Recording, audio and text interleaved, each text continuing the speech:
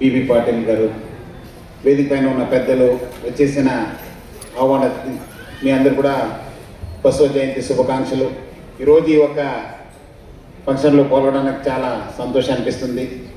మీ అందరు కూడా బసవ జయంతి శుభాకాంక్షలు తెలియజేస్తూ, ఇప్పుడు మన ఇద్దరు మినిస్టర్ గారు ప్లస్ అట్లానే మన ఎంపీ గారు చెప్పినట్లు విశ్వగురు బసవేశ్వర ఒక విప్లవకారుడు, ఒక పెద్ద గొప్ప మానవతావాది, సమాజవాది.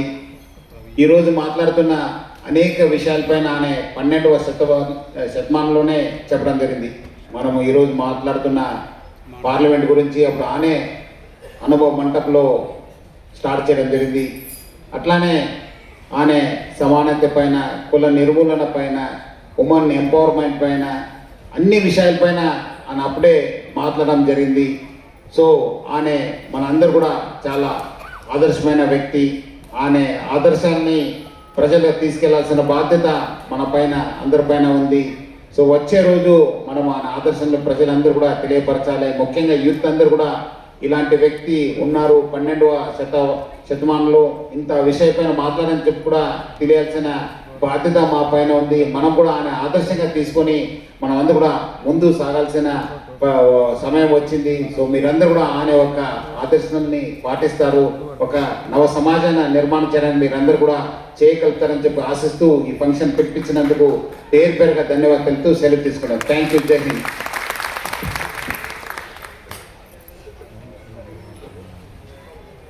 బసవ కృప 25 సంవత్సరాలు పూర్తి చేసుకున్న సందర్భంగా ఇది బ్రోచర్ని ఆవిష్కరించవలసిందిగా గౌరవనీయ మంత్రివర్యులను, అదేవిధంగా సిపి సత్యనారాయణ సార్ గారిని కోరుతున్నాం.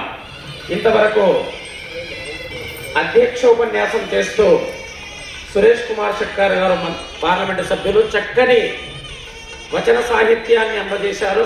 అదేవిధంగా మంత్రివర్యులు శ్రీహరి గారు కూడా ఎన్నో విషయాల్ని పయోధి ఘనమే పయోధి కన్నను పయోధి దాల్చిన పృథ్వీగణమ్మగు పృథ్వీగణమ్మే పృథ్విని దాల్చిన సహస్రపణియగు శేషుడు ఘనుడగు.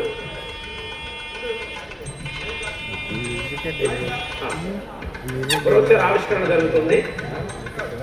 మనం విగ్రహావిష్కరణ చేసుకోకముందు మా మత్తలు ఒక నానుడి, మేము ఈ స్లోగన్ ఇయ్యందే బసవేశ్వరుది మనం చేయం కాబట్టి నేను జై గురు బసవ అంటే శ్రీ గురు బసవ అని మీరు గట్టిగా ఒక్కసారి నా కోసం అంటారు కదా,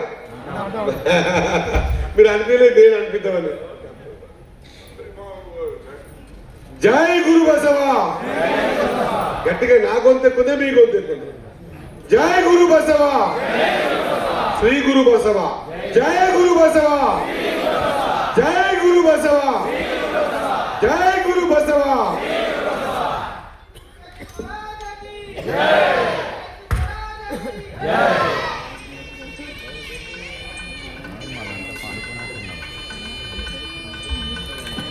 ఓం శ్రీ గురు బసవలింగాయ నమః.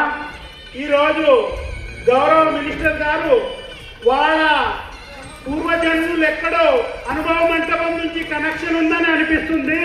ఎందుకంటే వచనాన్ని ఇంత సరళంగా చెప్తున్నారంటే బసవేశ్వరుని నిజమైన ఫాలోవర్ లాగా కనిపిస్తున్నారు. ఆ రోజు 1,96,000 మంది కాశ్మీరు నుంచి కన్యాకుమారి వరకు వచ్చినటువంటి కులాలకు సంబంధం లేకుండా, మతాలకు సంబంధం లేకుండా చేసినటువంటి అనుభవ మంటపానికి గౌరవ మినిస్టర్ గారికి ఎక్కడో కనెక్షన్ ఉందని చెప్పడానికి ఎలాంటి సందేహం లేదు. వచనాలు, వారు చెప్పిన వచనాలను చూసి మనం అందరము నేర్చుకోవాల్సినటువంటి అవసరం ఎంతైనా ఉంది. 4 లక్షలు కాకుండా 11 లక్షలు వచనాలు రచించబడినాయి. కాశ్మీరు నుంచి కన్యాకుమారి వరకు శరణులు 11 వచనాలు రచించబడినాయి. అందుకే బసవేశ్వరుడు దళిత ఉద్ధారకుడు, శ్రీ ఉద్ధారకుడు. ఈ నేటి సమాజానికి బసవతత్వము చాలా అవసరం ఉందన్న మీ సహాయ సహకారాలతో మరియు గౌరవ మన పార్లమెంట్ సభ్యులు అధ్యక్షతన మనం ఇంకా చేయాల్సినటువంటి పనులు చాలా ఉన్నాయి.